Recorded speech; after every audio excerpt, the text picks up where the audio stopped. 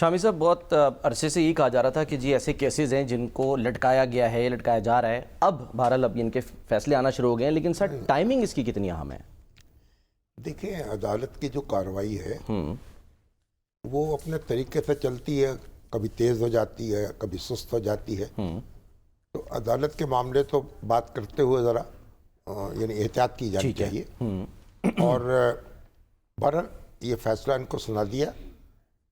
یہ جو 9 مئی کا ہنگامہ ہے اس کا مقدمہ ہے، اور اس میں ہمارے جو بچر صاحب ہیں، قائد حزب اختلاف ہیں جی پنجاب اسمبلی میں، اور احمد چٹھا جو ہیں وہ حامد ناصر چٹھا صاحب کے فرزند ہیں۔ جی ہاں، ان کے صاحبزادے ان کے دادا جیسے صلاح الدین چٹھا، جی جی وہ مسلم لیگ کے جو ہماری پاکستان مسلم لیگ اس کے سیکرٹری جنرل رہے، اچھا اور بہت ابتدائی ایام میں اچھا پاکستان بننے کے بعد تو ایک بڑا مسلم لیگی گھرانہ ہے مضبوط۔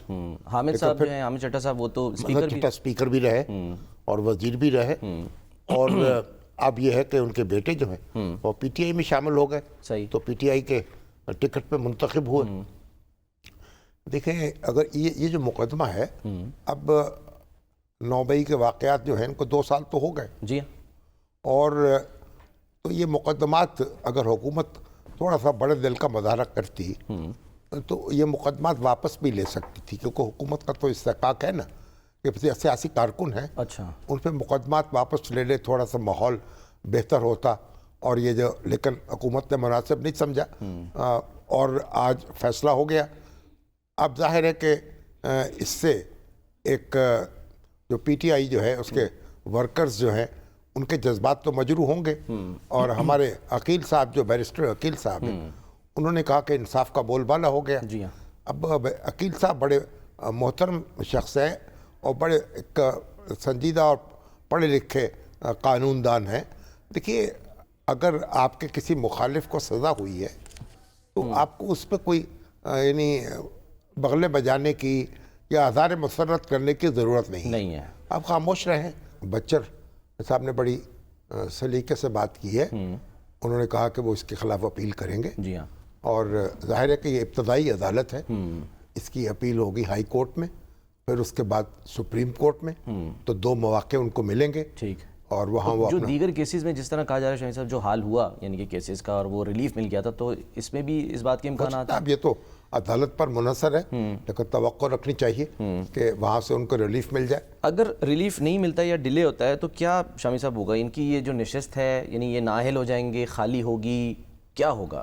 تو ابھی عدالت کا مکمل فیصلہ نہیں ابھی آیا، تو ہاں جی مختصر فیصلہ آیا ہے، فیصلہ آ جائے کہ عدالت نے کیا لکھا ہے، لیکن جب تک اگر عدالت جو ہے ہائی کورٹ اس میں سزا معطل کر دیتی ہے یا اپیل منظور کر لیتی ہے اس کے خلاف، ٹھیک، تو پھر تو سزا یعنی آپ ڈی سیٹ نہیں کر سکیں گے۔ اچھا جب تک آخری عدالت سے یہ ان کے خلاف فیصلہ نہ آ جائے ٹھیک ہے، تو آپ ان کو ڈی سیٹ نہیں کر سکتے۔ جہاں اپیل کی آپشن ختم نہ ہو جائے، ایسا نہیں کہ یعنی ادھر زیری عدالت فیصلہ کرے اور آپ اسے ڈی سیٹ کر دیں، تو میرا خیال ایسا نہیں ہوگا، اور جو انتہائی عدالت ہے اس کے فیصلے کا انتظار کرنا پڑے گا، ٹھیک ہے، اور اس دوران میں وہ اپنے فرائض ادا کرتے رہیں گے، جو میری انڈرسٹینڈنگ ہے۔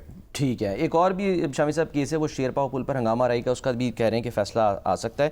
21 دسمبر 2024 کو شامی صاحب فوجی عدالت نے 25 ملزمان کو 10 سال قید کی سزا سنائی۔ پھر 26 دسمبر 2024 کو ہی فوجی عدالت نے حسان نیازی سمیت 60 جو ملزمان تھے یا مجرمان تھے ان کو 10 سال کی سزا سنائی۔ پھر ہم نے دیکھا 2 جنوری کو کچھ سزائیں جو ہیں کورٹ آف اپیل نے فوج کی وہ مجرمان کی معاف بھی کی، 19 افراد کی۔ تو یہ کوئی کوئی پیٹرن ہے شامی صاحب کہ 10 سال کی ہی یعنی کہ سزا جو ہے وہ بنتی ہے؟ دیکھیں، ایسا انہوں نے جرم کیا ہے؟ جو عدالت کے فیصلے ہیں میں تو ان پہ کوئی غیر محتاط گفتگو نہیں کر سکتا۔ ٹھیک ہے، عدالت نے 10 سال قید کی سزا کیوں دی ہے، تو یہ تو عدالت کا اپنا اختیار ہے۔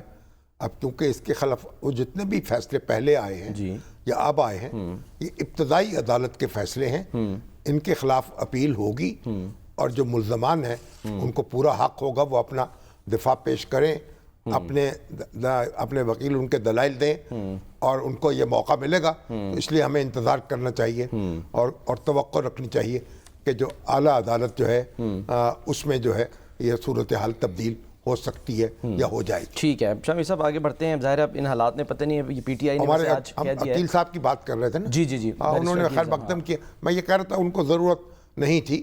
بس ٹھیک ہے یہ ایک تھوڑا سا پولیٹیکل ڈیسنسی کا تقاضا بھی یہ ہے کہ جب کسی کو سزا ملے تو اس پر کوئی اظہار مسرت نہ کیا جائے. اور آپ وہ جو بات ہمیشہ کرتے ہیں کہ یہ دائرے کا سفر ہے نا, پھر تو اس پر وہ خوش ہوتے ہیں, جو بھی ہے اگر ان کو سزا مل گئی تو ٹھیک ہے, عدالت نے فیصلہ دیا, پھر اپنا مقدمہ لڑیں گے, اپیل میں پہنچیں گے.